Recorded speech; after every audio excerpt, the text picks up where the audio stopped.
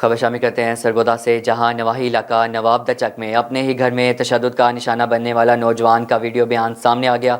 मुलजिमान ने घर में घुसकर बेईमाना तशद्दुद का निशाना बनाया और 3 साल बच्चा भी साथ ले गए।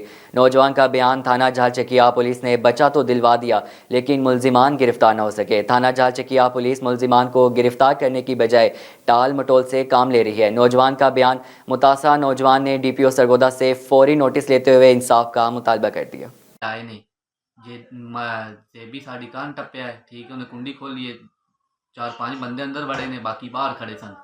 इन्हों का मामू अंदर वड़िया है, 2 भाई अंदर वड़े ने ते एक जवेद मसली जड़ा है वो अंदर वड़िया है, वो इन्हों का दोस्त है करीबी। ये अंदर वड़े ने, इन्हें डंडे, ठीक है, जड़े है कईयां दे वज्जे होंदे ने, सोटे बनाए हुए सन। वो नहांदे ही मैं ढा लिया थले ते मारना शुरू कर दिता है। मेरी कमर ते मेरी लत्त तोड़ दी ने, मेरी कमर ते निशान है, ठीक है। असी पुलिस नूं कॉल की, पुलिस दे आंदे आंदे ए सारे नस गए ने। मैं हॉस्पिटल दाखिल हो गया, मेरी मेडिकल कराई सारी पुलिस वाले ने।